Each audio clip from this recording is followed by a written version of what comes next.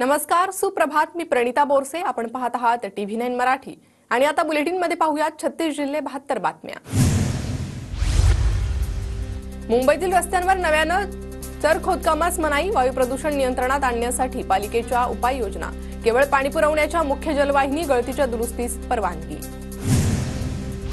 कल्याण डोंबिवलीत आज 18 तास पाणीपुरवठा बंद. जलशुद्धीकरण केंद्रांमध्ये विद्युत आणि यांत्रिकी उपकरणांची दुरुस्ती करण्यात येणार.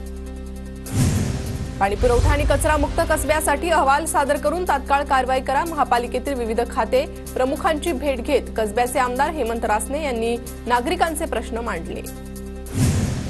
नवी मुंबईत 31च्या पार्श्वभूमीवर पोलिसांनी मोठी कारवाई केली. बनावट दारूच्या बाटल्यांसह 2 आरोपी ताब्यात. ब्रँडेड बॉटलमध्ये बनावट दारूची विक्री. 7,52,000 रुपयांचा मुद्देमाल जप्त.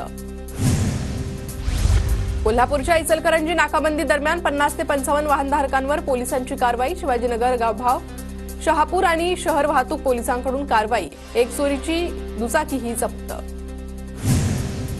नागपूरच्या कोतवाली पोलीस ठाण्याअंतर्गत 31 डिसेंबरच्या रात्री नाकाबंदी दरम्यान 41 लाखांची रोकड जप्त. शिवाजी पुतळा परिसरात स्कूटरवरून रोकड घेऊन जाणाऱ्या दोघांना पकडलं. हवालाद्वारे रक्कम आणल्याच्या पोलिसांना संशय. बदलापुरात राष्ट्रीय कीर्तन महोत्सवाचं आयोजन. आमदार किसन कथोरे यांच्या माध्यमातून 5 जानेवारी ते 12 जानेवारी दरम्यान गांधी चौकातील मराठी शाळेच्या क्रीडांगणावर कीर्तन महोत्सवाचं आयोजन. दुहेरी हत्याकांडानं नागपूर हादरलं. इंजिनियर मुलानं आईवडिलांना संपवल्याची धक्कादायक घटना. 6 वर्षांपासून इंजिनिअरिंग करत होता, मात्र विषय बॅक राहत असल्यानं दुसरं काहीतरी करण्याचा दिला होता सल्ला. मनात राग धरून हत्या केली. 4 ते 5 दिवस घरातच ठेवले मृतदेह.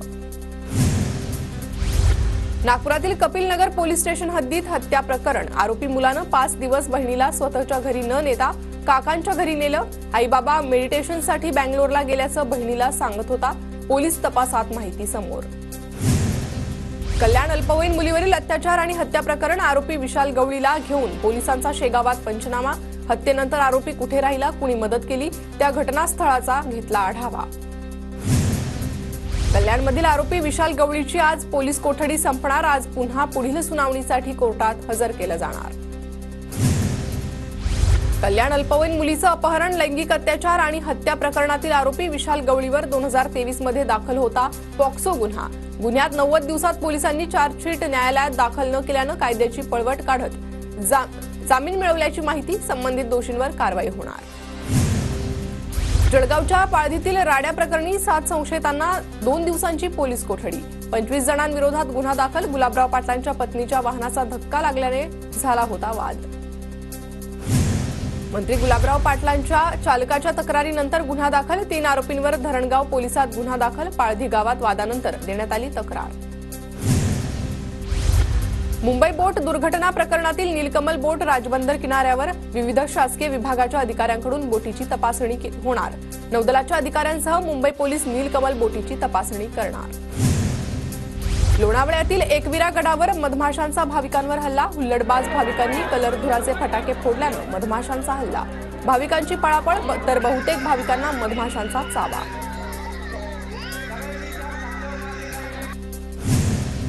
माजी क्रिकेटपटू विनोद कांबळीला रुग्णालयातून डिस्चार्ज. भिवंडीतील आकृती रुग्णालयात मागील 10 दिवसांपासून विनोद कांबळींवर सुरू होते उपचार. एसटीत जागा नसल्याच्या कारणावरून प्रवासी आणि वाहक यांच्यात वाद. नाशिकच्या मनमाड एसटी बस स्थानकातील प्रकार समोर. प्रवासी आणि वाहकाच्या वादाचं रूपांतर हाणामारीत झालं. प्रवाशाकडून वाहकाला बेदम मारहाण. पुण्यातील कोथरूडमध्ये 31 डिसेंबरच्या रात्री दहशत माजवण्याचा प्रकार. टोळक्याकडून तलवारी दाखवत दहशत माजवण्याचा प्रयत्न, तर टोळक्याकडून 4 चाकी दुचाकी वाहनांची तोडफोड. कोथरूडमधील सुतारदरा भागात भीतीचं वातावरण. पनवेलच्या कामोठेत ड्रीम्स अपार्टमेंटमध्ये दोघांच्या हत्येचा संशय. घरात आई आणि मुलाचे मृतदेह सापडले. मुलाच्या अंगावर मारल्याचे व्रण असल्याची माहिती, तर दोन्ही मृतदेह शवविच्छेदनासाठी पोलिसांनी रुग्णालयात पाठवले. सोसायटीचे सीसीटीव्ही पोलीस तपासणार. घरासमोर लघुशंकेला विरोध केल्यानं टोळक्याकडून गोळीबार आणि दगडफेक. घटनेत गंभीर जखमी झालेल्या महिलेचा उपचारादरम्यान मृत्यू. पुण्यातील लोणी काळभोर गावातील प्रकार. संभाजीनगरमध्ये एका खासगी शाळेत रेड्याचा हैदोस. शाळेच्या मैदानात खेळत असलेल्या विद्यार्थ्यांना रेड्याची धडक. तब्बल 15 विद्यार्थी जखमी असल्याची माहिती, तर घटनेचा सीसीटीव्ही व्हिडिओ व्हायरल. बीडमध्ये व्यवसायातील भागीदाराच्या पैशावरून वाद, दोन्ही माजी सरपंचांची एकमेकांविरोधात तक्रार, व्यवसायातील भागीदाराने दुसऱ्या भागीदाराला पायाला कुलूप लावून डांबल्याचा प्रकार. सांगलीतील विटा येथे फटाक्याच्या गोडाऊनला भीषण आग, गोडाऊनला लागलेल्या आगीमुळे लाखो रुपयांचं नुकसान, गोडाऊनला लागलेल्या आगीत 3 जण जखमी. नवी मुंबईतील खारघर पोलिसांनी विदेशी नागरिकाला आसरा दिल्याप्रकरणी अटकेतील संशयित आरोपी पळाला. केशव कडू असं पोलिसांना चकमा देऊन पळालेल्या संशयिताचं नाव, तर सहाय्यक पोलीस निरीक्षक यांचं निलंबन.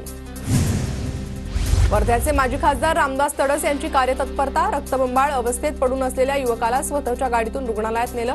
धावपळीमुळे तरुणाला वेळीच उपचार मिळाले. नवी मुंबईतील भर रस्त्यावर दारूचे अड्डे, नेरुळ एलपी बस स्थानकाजवळ सायंकाळी मद्यपींचा अड्डा, तक्रार करूनही पोलिसांचं दुर्लक्ष, अद्याप कारवाई नाहीच.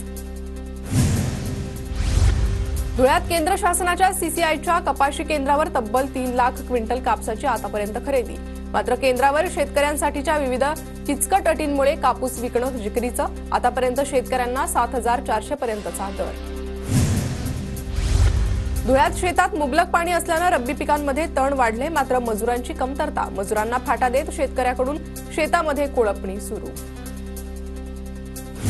नंदुरबार कृषी उत्पन्न बाजार समितीत भाजीपाल्याचे लिलाव पूर्वीप्रमाणेच संध्याकाळी सुरू होणार. कोरोना काळात निर्बंधामुळे संध्याकाळचे लिलाव करण्यात आले होते बंद.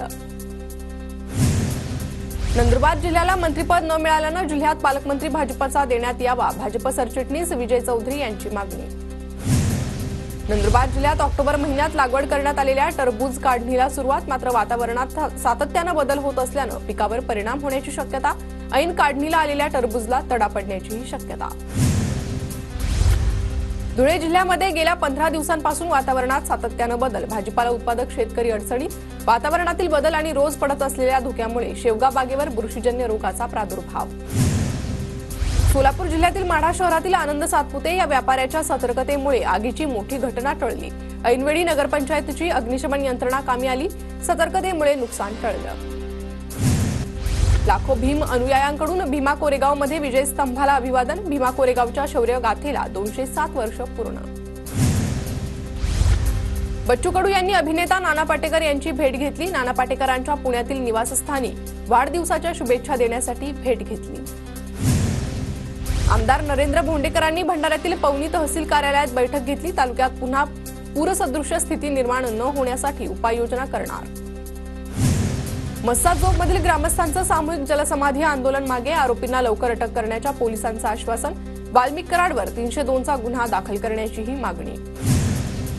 सावित्रीबाई फुले यांच्या 194व्या जयंतीच्या पूर्वसंध्येला आज नाशिकच्या मुंबई नाका येथे कार्यक्रमाचं आयोजन. सावित्रीबाई फुले यांच्या स्मारकाला छगन भुजबळ अभिवादन करणार. मुख्यमंत्री देवेंद्र फडणवीसांच्या गडचिरोली दौऱ्यात विविध उद्घाटन आणि लोकार्पण. अहिरी ते गर्देवाडा एसटी बस सेवेचा 75 वर्षांनंतर शुभारंभ, नव्या हेलिपॅडचंही उद्घाटन.